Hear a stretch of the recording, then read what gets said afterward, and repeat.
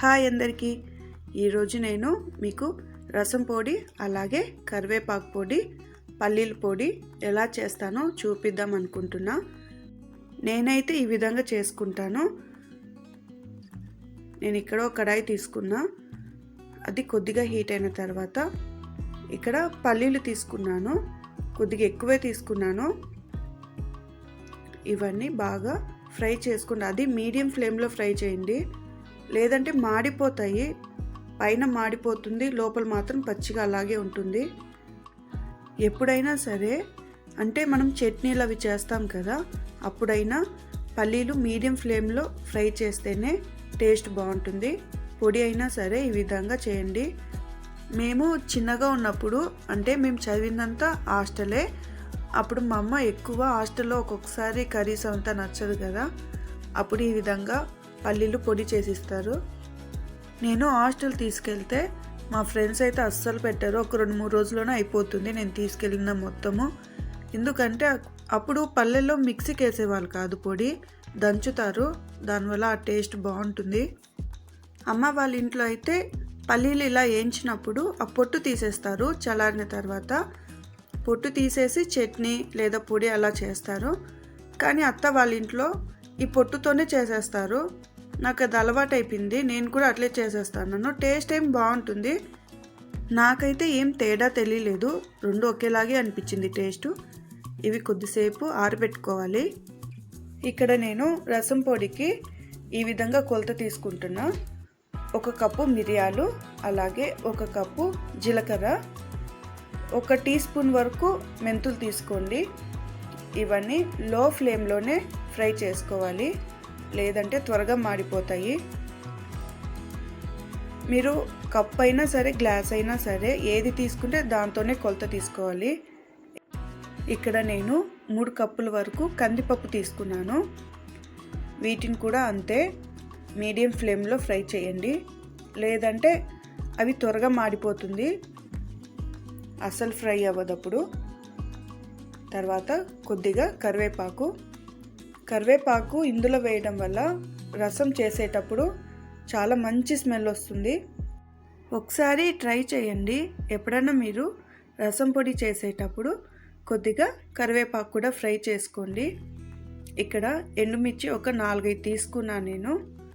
అంటే ఇవి కారం ఎక్కువగా ఉంటుంది, మీకు కావాలంటే కొద్దిగా ఎక్కువ వేసుకోండి. ఇక్కడ చూసారా కరివేపాకు ఎంత బాగా అసలు అట్లా నలుపుతోనే పొడి అయిపోతూ ఉంది. ఈ విధంగా ఫ్రై చేసుకోవాలి, అస్సలు తడి ఉండకూడదు. కరివేపాకు మీరు లో ఫ్లేమ్లో ఫ్రై చేసుకోండి, సరిపోతుంది. ఇవన్నీ నేను ఒక ప్లేట్లోకి తీసుకొని చల్లారబెట్టుకుంటున్నా. ఇందాక మిరియాలు అవన్నీ తీసుకున్నాం కదా, అదే ప్లేట్లో ఇక్కడ కొద్దిగా ఇంగువ తీసుకుంటున్నా.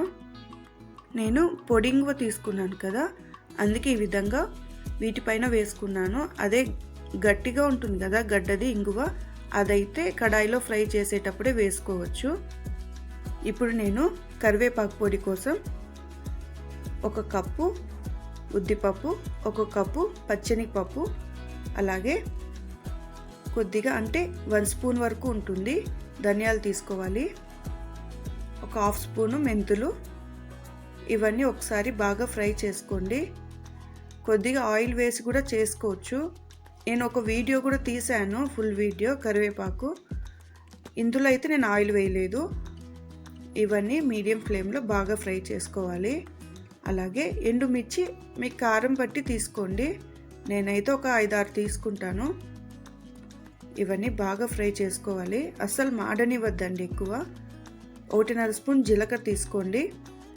అలాగే నువ్వులు ఉంటాయి కదా, తెల్ల నువ్వులు, అవి ఒక 2 స్పూన్స్ తీసుకోండి. నువ్వులు వేసేటప్పుడు స్టవ్ ఆఫ్ చేసి వేయండి, ఆ వేడికి అవి ఫ్రై అయిపోతుంది, లేదంటే అవి బాగా మాడిపోతాయి, నువ్వులు త్వరగా మాడిపోతుంది. ఇవన్నీ ఒక ప్లేట్లోకి తీసుకొని చల్లారనివ్వాలి.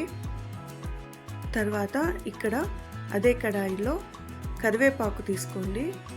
ఇది కడిగిన తర్వాత తడి లేకుండా కొద్దిసేపు న్యూస్ పేపర్ పైన అట్లా అంటే ఫ్యాన్ గాలికి ఆరేస్తే సరిపోతుంది.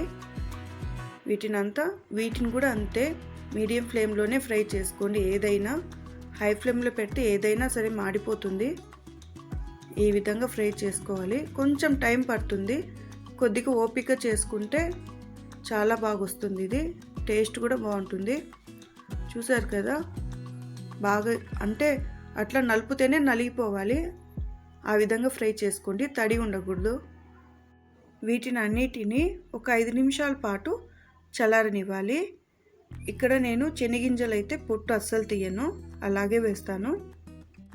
మీకు పొట్టుతో వేయడం నచ్చకపోతే పొట్టు తీసేసి వేసుకోండి. ఇక్కడ నేను శనగింజల్ని మొత్తం వేయలేదు, ఒక సగం వరకు వేసుకుంటున్నా. ఇందులో నేను ఉప్పు కారం అయితే అస్సలు వేయను. ఒక్కొక్కసారి కాయగూరలలో ఉప్పు ఎక్కువ వేసేస్తాం కదా, అప్పుడైతే నేను ఈ పొడి వాడతాను. ఇందులో ఉప్పు ఉండదు కదా, అప్పుడు సరిపోతుంది. కొద్దిగా వెల్లుల్లిపాయలు తీసుకోవాలి, మనకు సేఫ్ సైడ్గా ఉంటుంది. కొద్దిగా ఈ పొడి నేను ఈ విధంగా చేసి పెట్టుకుంటాను. చూసారు కదా, పొట్టుతో వేస్తే కూడా చాలా బాగా వస్తుంది. వీటిని ఒక బాక్స్లో తీసుకొని నేనైతే ఫ్రిడ్జ్లో స్టోర్ చేసుకుంటాను, బయట పెట్టను. ఎందుకో తెలీదు, నాకు అది అలవాటు అయిపోయింది, ఫ్రిడ్జ్లో పెట్టేస్తాను. మీరు కూడా ఎప్పుడైనా ఇలా కొద్దిగా ఉప్పు కారం లేకుండా పొడి చేసి పెట్టుకోండి, ఎప్పుడైనా యూజ్ అవుతుంది కదా. అలాగే మిగిలిన గింజలు ఉన్నాయి కదా, వాటిని మిక్సీ జార్లో వేసుకొని ఒక 4-5 పాయలు వెల్లుల్లిపాయలు, ఒక 2 స్పూన్లు సాల్ట్, అలాగే 1 స్పూన్ వరకు కారం తీసుకోండి, సరిపోతుంది. వీటిని మెత్తగా గ్రైండ్ చేసుకోవాలి. పల్లీల పొడి చేసేటప్పుడు కొద్దిగా ఎక్కువగా వెల్లుల్లిపాయలు తీసుకోండి, టేస్ట్ చాలా బాగుంటుంది. ఈ పొడిని ఒక బాక్స్లో అసలు తడి లేకుండా చూసుకోండి, ఆ బాక్స్ అందులో స్టోర్ చేసుకోవాలి. ఇదైతే మామూలుగా వేడనంలో నెయ్యి వేసుకొని తింటే కూడా చాలా బాగుంటుంది. నాకు చాలా ఇష్టం, చిన్నప్పుడు ఈ విధంగా తినేదాన్ని అప్పుడప్పుడు. మీరు కూడా ఒకసారి తినండి, బాగుంటుంది. ఇక్కడ నేను కరివేపాకు పొడి చేస్తున్నా. ఒక విషయం చెప్పాలి, పొడి చేసేటప్పుడు మిక్సీ జార్ అస్సలు తడి ఉండకూడదు. ఇక్కడ కొద్దిగా వెల్లుల్లిపాయలు తీసుకున్న, ఒక 10-12 వరకు తీసుకోండి. కొద్దిగా చింతపండు కూడా తీసుకోండి, టేస్ట్ బాగుంటుంది. చింతపండుని నీళ్ళల్లో అసలు నానబెట్టకూడదు, అలాగే వేయాలి. ఇక్కడ నేను సాల్ట్ ఒక 2 స్పూన్స్ వరకు తీసుకున్నాను, మీరు చూసుకొని వేసుకోండి, నాకైతే ఇది సరిపోతుంది. వీటిని మెత్తగా గ్రైండ్ చేయాలి, అంటే మరి మెత్తగా కాదు, కొద్దిగా బరుకగా ఉండాలి. ఈ విధంగా ఇది హెల్త్ కూడా చాలా మంచిది. ఎవరికైనా హెయిర్ లాస్ అవుతాంటే కూడా ఇది ఒకసారి ట్రై చేయండి. ఇక్కడ నేను రసం పొడి వేసుకుంటున్నాను. జార్ మాత్రం అస్సలు తడి ఉండకూడదు. రసం పొడి అయితే చాలా మెత్తగా గ్రైండ్ చేసుకోవాలి, ఈ విధంగా ఉండాలి, అసలు ఎక్కడ బరుకగా ఉండకూడదు, మొత్తం పొడి మెత్తగా రావాలి. నేనైతే ఈ విధంగా స్టోర్ చేసుకుంటాను ఒక బాక్స్లో. ఇది కూడా నేను ఫ్రిడ్జ్లోనే పెట్టేస్తాను, బయట అయితే పెట్టాను ఎక్కువ. ఒకసారి మీరు కూడా ట్రై చేయండి. ఈ విధంగా ఒకసారి అన్ని పొడులు చేసుకుంటే మనకు వంట చేసేటప్పుడు చాలా ఈజీగా ఉంటుంది, ఫాస్ట్గా అయిపోతుంది. ఈ కరివేపాకు పొడి అయితే దోశలో కూడా చాలా బాగుంటుంది, కొద్దిగా నెయ్యి వేసుకుంటే. ఒకసారి ట్రై చేయండి, నేనైతే ఈ విధంగా చేస్తాను. మీకు నచ్చితే మీరు కూడా ఒకసారి ఈ విధంగా ట్రై చేసి చూడండి. అలాగే మీకు వీటిలో ఏది నచ్చిందో నాకు కామెంట్ చేయండి. మీకు నచ్చితే ఒక లైక్ చేయండి.